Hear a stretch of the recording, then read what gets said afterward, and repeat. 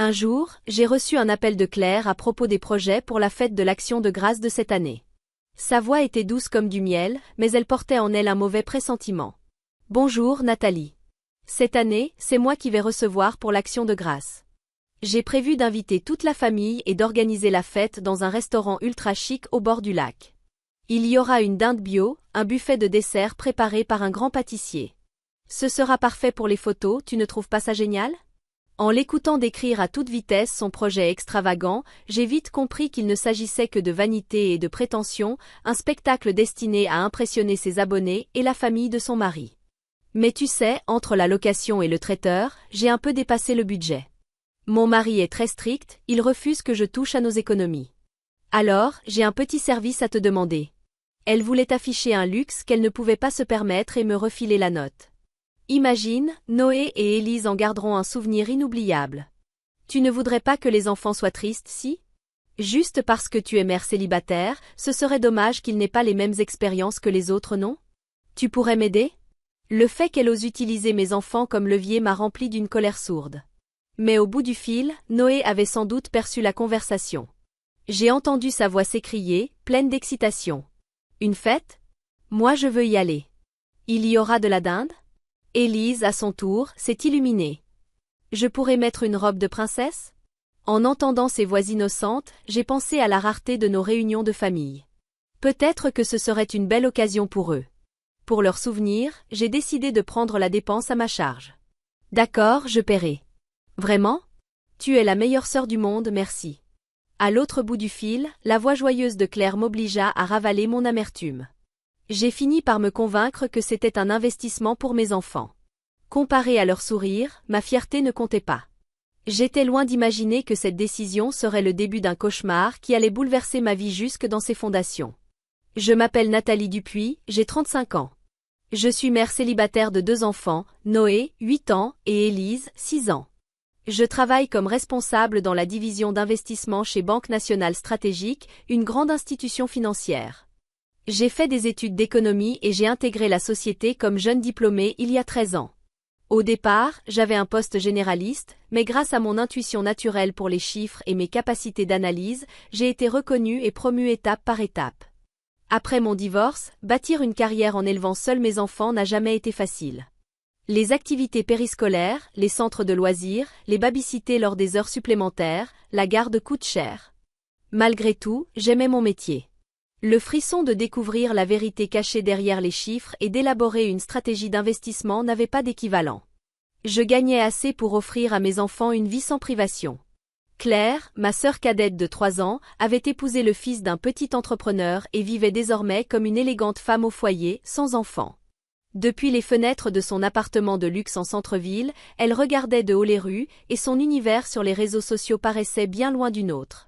Pourtant, le fait qu'elle m'ait demandé de l'argent pour l'Action de grâce me fit soupçonner qu'elle ne faisait peut-être qu'illusion et qu'en réalité elle avait des difficultés financières. Comme elle était fière, elle ne s'en plaignait jamais. Mais c'était l'impression que j'avais.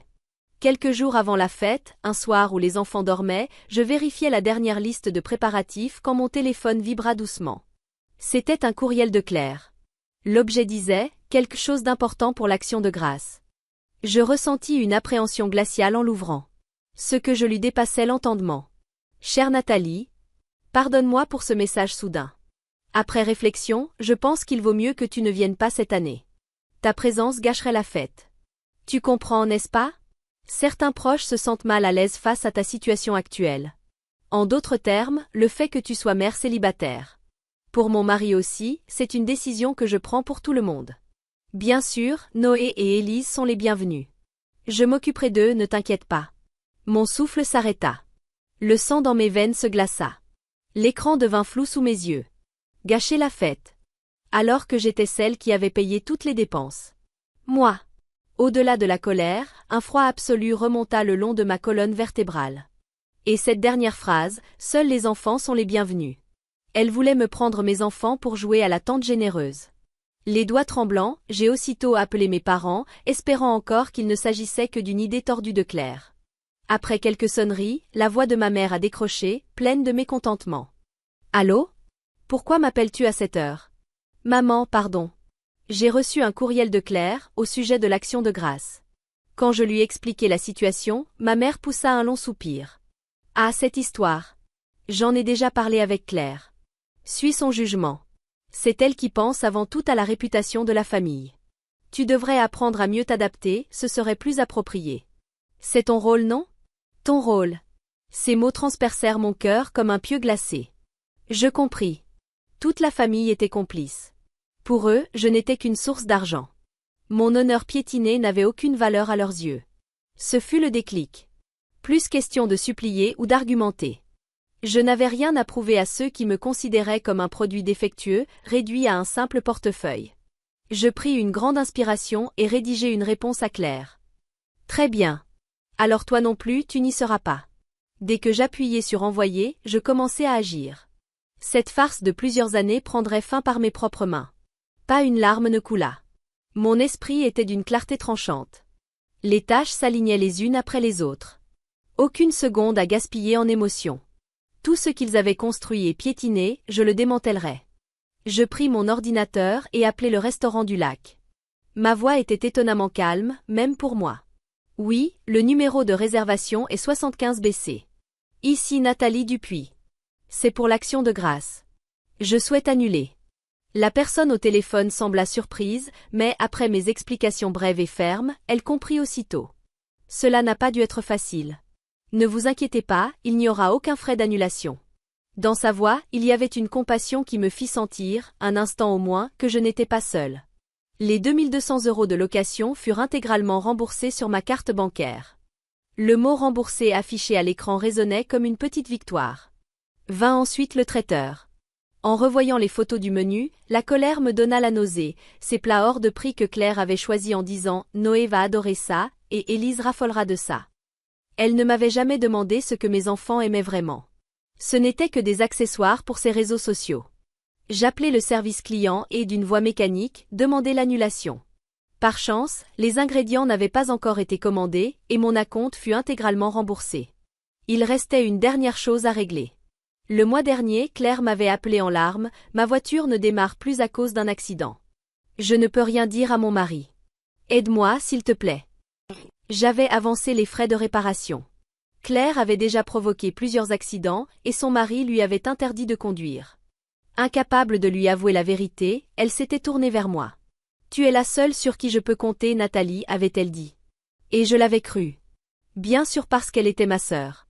Mais aussi à cause d'un enseignement de ma grand-mère, si quelqu'un est en difficulté, aide-le. Cette bonté te reviendra un jour. Parce que c'était la parole de ma grand-mère chérie, j'y avais cru toutes ces années. Les frais avaient été mis en plusieurs mensualités sur ma carte. J'appelai aussitôt la compagnie et fis bloquer les paiements restants vers ce garage. En expliquant la situation à l'opérateur, je dus admettre à quel point j'avais été naïve. Quand toutes les démarches furent achevées, il était passé 2 heures du matin. Je me fis un café dans la cuisine.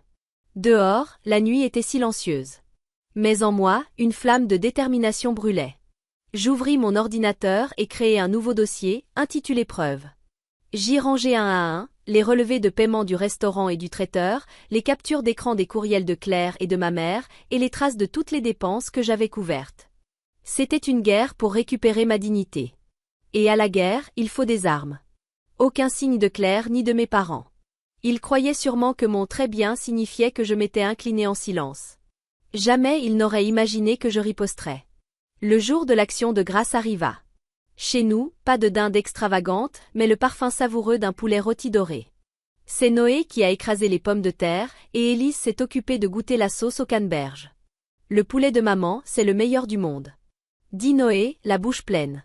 Je luttais pour retenir mes larmes. Même sans restaurant luxueux, être avec mes enfants suffisait amplement. Cet après-midi-là, je le sentais du fond du cœur. Mais le calme fut brisé peu après 11 heures. La sonnerie stridente de mon téléphone retentit.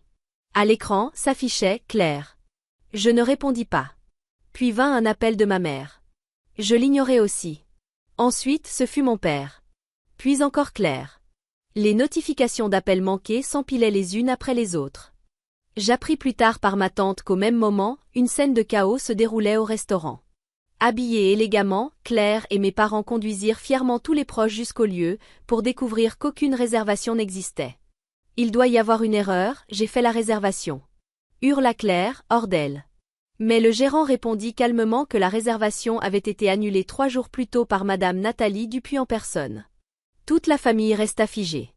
Le traiteur ne vint pas non plus, puisque le paiement n'avait pas été effectué. Devant les parents et cousins, ce fut une humiliation totale. Comme je l'avais prévu, toute leur colère se tourna vers moi. On frappa à ma porte comme pour la défoncer. Quand je l'ouvris, Claire se tenait là, les yeux injectés de sang, haletante. « Nathalie, comment oses-tu ? Tu nous as traînés dans la boue. Qu'est-ce que tu comptes faire ?» Je répondis posément, mais avec fermeté. « De quoi parles-tu ? Je n'ai pas assisté à la fête comme tu me l'as demandé. Après tout, je n'étais pas invitée. Ne fais pas l'idiote. C'est toi qui as annulé, non ? Tu es la pire, une ratée, un déchet. » Claire tenta de forcer l'entrée. Je la stoppai et dis doucement. « Oui, c'est moi qui ai annulé. Pourquoi devrais-je, moi qui gâche soi-disant l'ambiance, payer pour ta fête ? Quoi ? Cet argent, c'était ton rôle de le payer. On est une famille.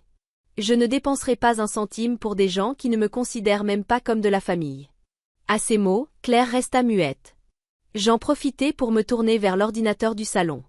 J'avais tout préparé pour ce moment, la confirmation et l'annulation de réservation du restaurant, le relevé du traiteur, la capture d'écran de l'email de Claire m'excluant de la fête, ainsi que la note de ma conversation téléphonique avec ma mère et son message d'approbation.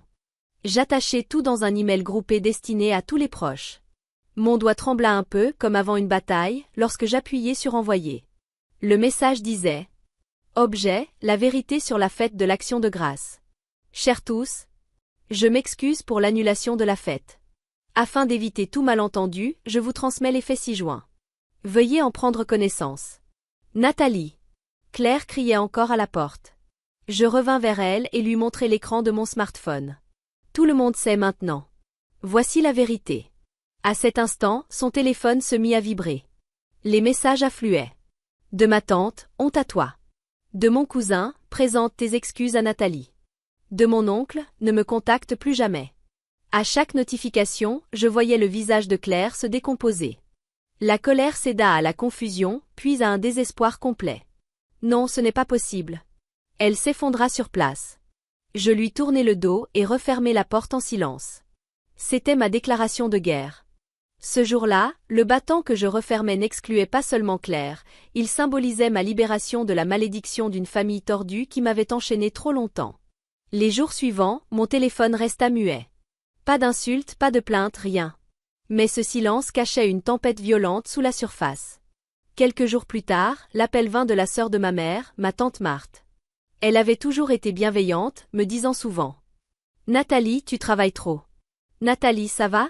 Cela a pris une tournure terrible. Elle me raconta l'ampleur de l'effondrement familial auquel je n'avais pas assisté.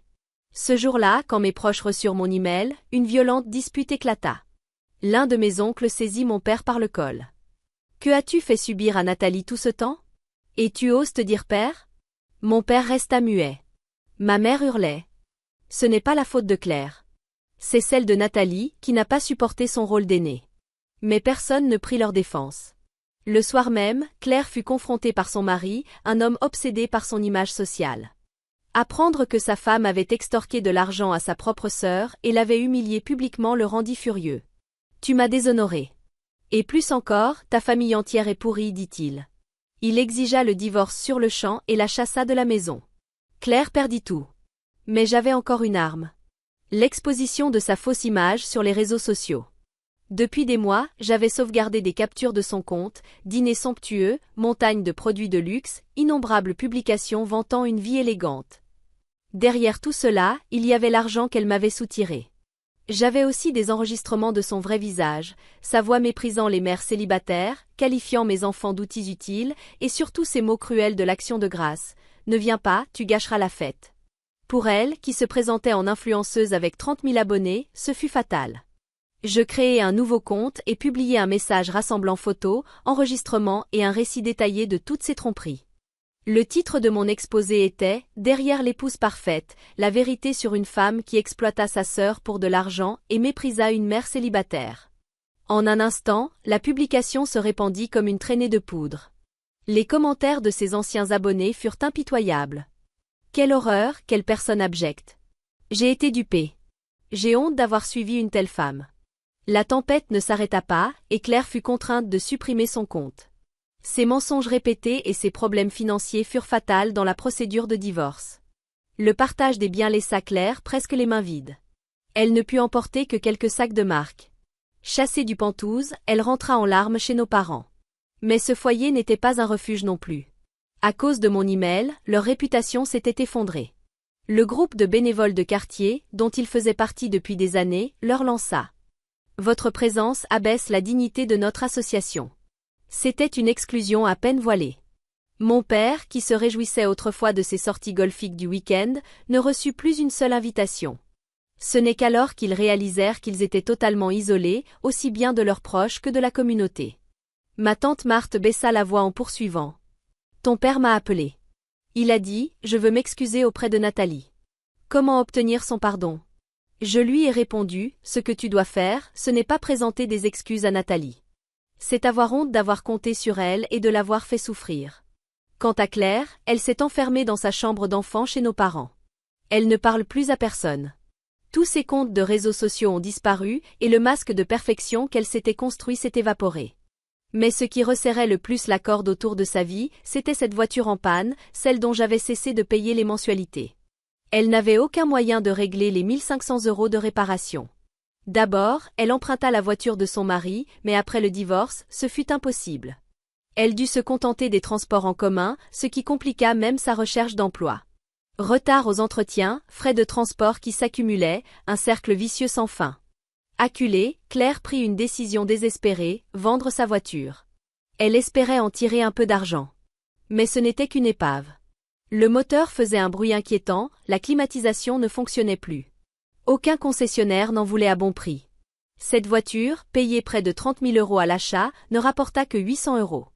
Pire encore, ces 800 € furent déduits de sa facture impayée au garage. Il ne lui resta presque rien. L'automobile de luxe qu'elle avait choisie par vanité était devenue un fardeau qui l'étranglait. Sans voiture, impossible de travailler, sans travail, impossible de reconstruire sa vie. Claire était totalement acculée. Même nos parents, qui l'avaient enchoyée, la traitaient désormais avec froideur, lui reprochant de ne pas chercher un emploi. Quelques semaines plus tard, ils lui dirent carrément qu'elle devait partir. Bien sûr, tout ne devint pas lumineux et facile d'un coup. Certaines nuits, je me réveillais seule, me demandant si j'avais bien fait. Mais ce furent mes enfants qui dissipèrent mes doutes. Un matin de week-end, je leur dis. Je suis désolée que la grande fête de l'Action de grâce ait été annulée. C'est de ma faute. Noé me regarda, perplexe. Non maman, ce n'était pas ta faute. J'ai mangé ton poulet et tes pommes de terre, j'ai fait la course avec Élise en mangeant, et c'était trop bien. Élise acquiesça vivement. Oui. La fête à la maison, c'était la meilleure. On recommence. Ils étaient heureux sans restaurant luxueux ni cadeaux somptueux, tant qu'ils avaient mon sourire et mon amour. Quand je compris cela, je m'effondrai en larmes devant eux, mais ce n'étaient pas des larmes de tristesse. C'étaient des larmes chaudes, libératrices.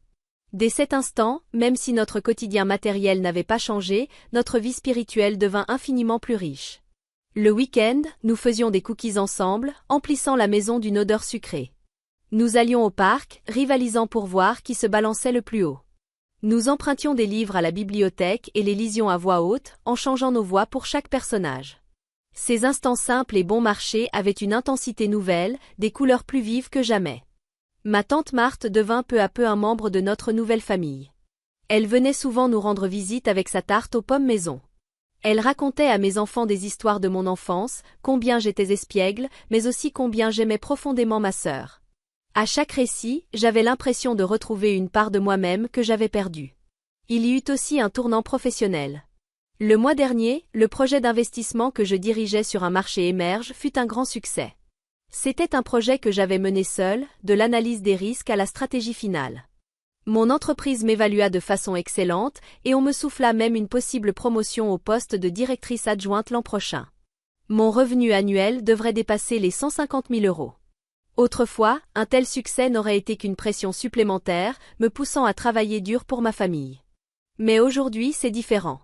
Ce succès, je peux l'utiliser uniquement pour l'avenir de mes enfants et moi, pour les études supérieures de Noé, les cours de musique d'Élise et notre maison de rêve. Tout cela me semble désormais à portée de main. J'ai tiré une leçon de cette histoire, poser des limites n'est pas être froide ni égoïste. C'est l'acte le plus honnête et le plus aimant pour protéger mon cœur et celui de ceux qui comptent vraiment. Et le sang ne suffit pas à faire une famille. Une vraie famille se construit sur le respect, l'attention et les éclats de rire partagés.